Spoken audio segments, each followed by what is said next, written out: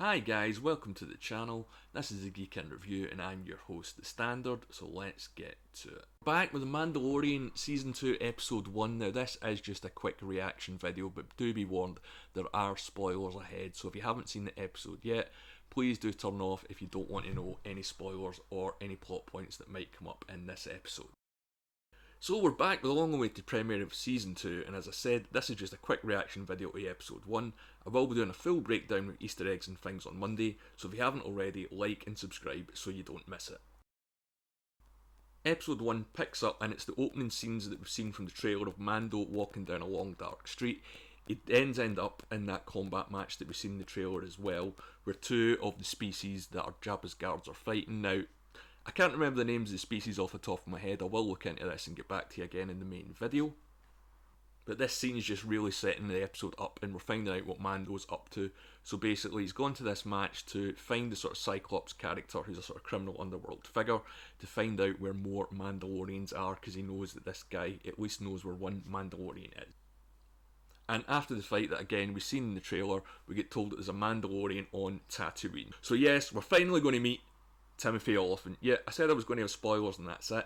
The Mandalorian that we meet in this episode, it's not Boba Fett. It's a guy who's basically called the Marshal, who's come into Mandalorian armour and he's using it to help police a small community on Tatooine. So you know, it's like he's a sheriff in a small town. Kind of like Deadwood. Kind of like a sheriff in Deadwood. Does that remind you of anything? But I'll get back to that again in the full video.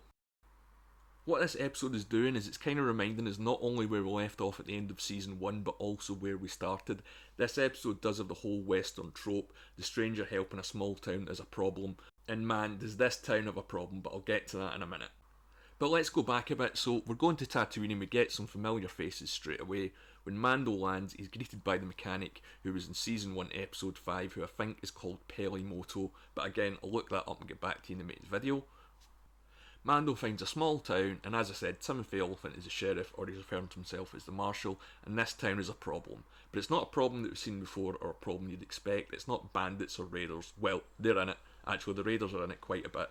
It's giant, sand, wormy worms, Beetlejuice, Dune type sandworms that we've never seen before, but it's long been suspected that probably do exist somewhere on Tatooine. Now, of course, what you're going to say, I thought the same, that this was Sarlacc from Return of the Jedi, and it does get mentioned in it, but apparently not. It is just some sort of sandworm type beast that we haven't seen before, on the films at least.